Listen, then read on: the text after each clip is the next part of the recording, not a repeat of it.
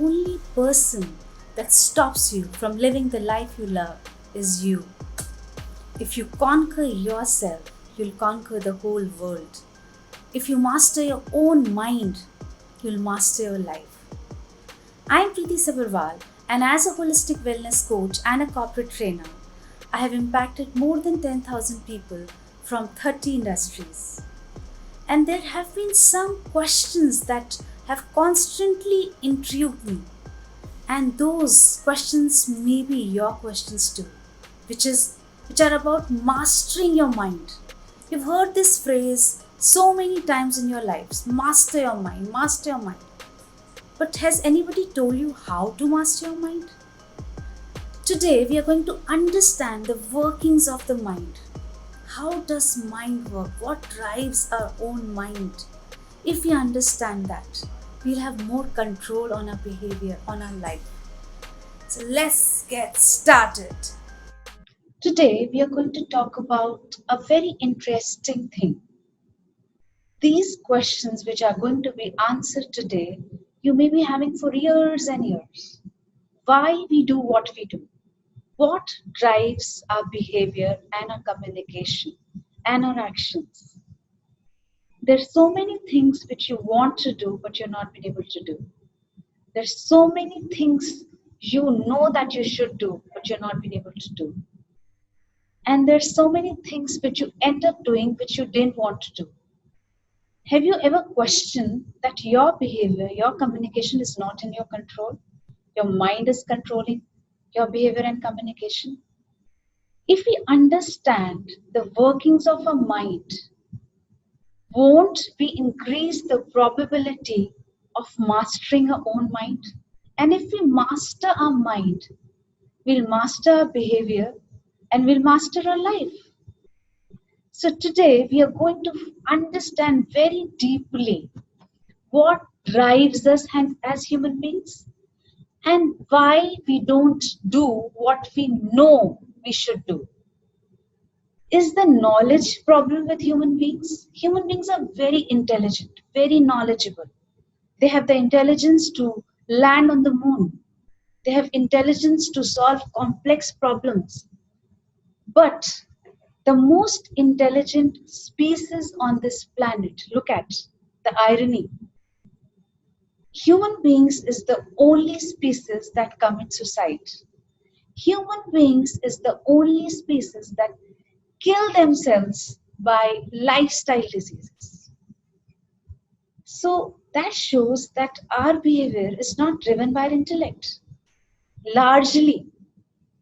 So if we understand how our mind works, then we'll have more control. And we are going to have a deep dive into the workings of mind. How come I know all these things? This must be a question in your mind. I was very curious about many things like addictions. Why do doctors get addicted to alcohol when they know exactly what happens to their liver when they have alcohol? What?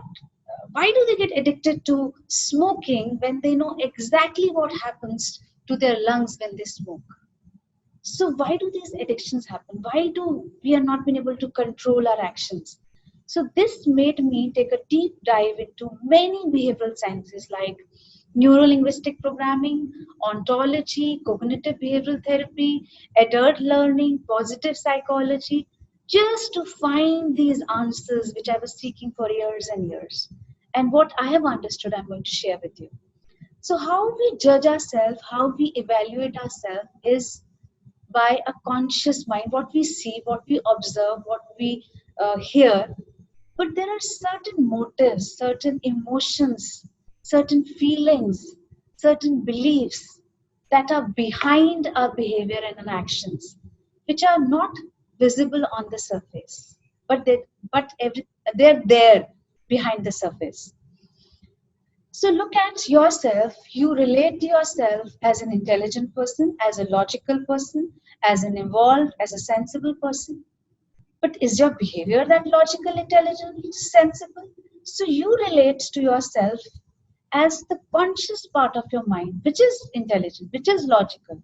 But your behavior is determined, driven primarily by your subconscious, which is emotional, which is pleasure seeking, which has its own priorities, own value system, own way of looking at life, own way of judging things, and it has nothing to do with your intelligence.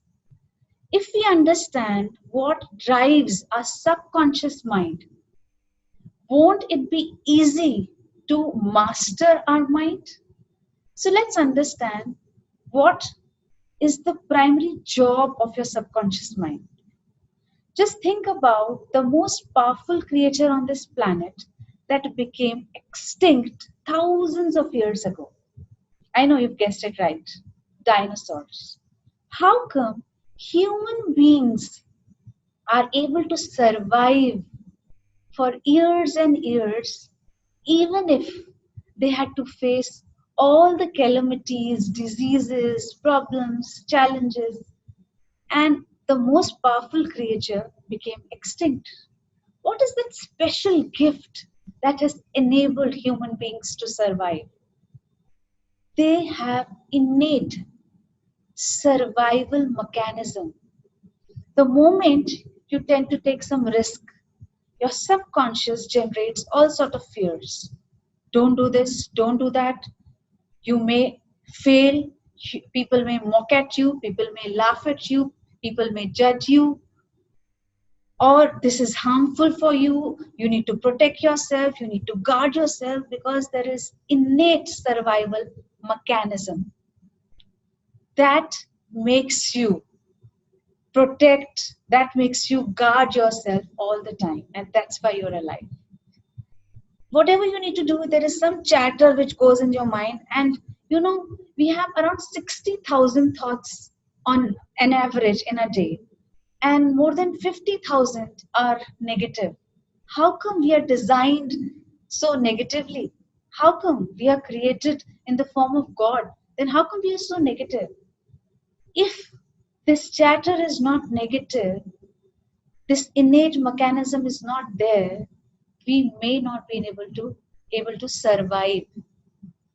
So we are alive because of this survival mechanism, and we need to be thankful, we need to be grateful for this. The other thing which is very important about understanding the workings of subconscious mind is it wants to be in its comfort zone. We don't we know exactly, and we have seen leaders who create outstanding results. Do outstanding results happen in the comfort zone? No, they happen outside your comfort zone. How come we are not being able to sometimes push ourselves from our comfort zone, go beyond our comfort zone? How come we are always doing something which our mind understands as pleasure? Like I gave you example of addictions. The moment mind registers, mind understands something as pleasure, it wants to repeat that behavior. Now, you have got the three things about workings of your mind: survival, comfort, and pleasure. Let's take other examples to understand these three key things. Think about a task that you were procrastinating for many days or weeks or months. And then your boss tells you this has to be completed within that day. What you could not complete for months or weeks or days, you're able to complete the whole thing within a few hours. How come? Because now your survival, the question of your survival has come into picture. Think about all those new habits you wanted to install but you could not. Think about all those routines, rituals you wanted to create in your life, but you had to come out of your comfort zone, and your subconscious didn't allow you to do so. Think about all those things with which you associated pain, intense pain, and no matter how much willpower you had, how much discipline you had, Still, you could not push yourself to do those things. So, if we fit anything which we want to do, anything which is right for us, which will give us those results which we want, which will make us focus on things that matter to us. If we fit all those things into these three areas, our life be simplified. You tell yourself, let's take an example of your health, your body, your fitness. Think about simple regime like exercise. You tell yourself that I cannot survive, I cannot have the right energy, enough energy to work upon things if I don't exercise. It is important for my survival.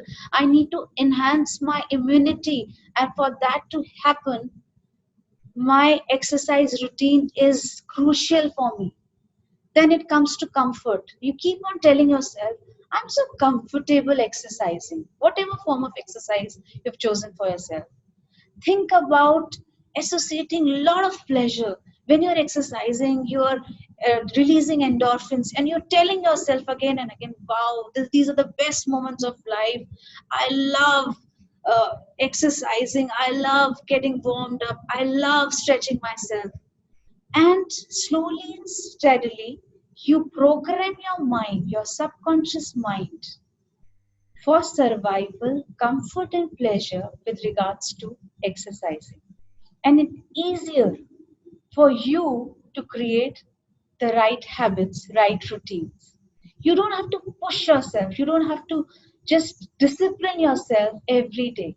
Something pulls you from inside because you have programmed by using these three elements. Look at these three elements: survival, comfort, and pleasure. We are going to talk about other things about subconscious mind in the next video. Till that point, till that time, just be with these 3 points. Anything new you want to fit into your life, anything that you were doing but you were not doing with a lot of rigor, according to your standards, your benchmarks. Think about only these three things. How you can associate survival with that thing.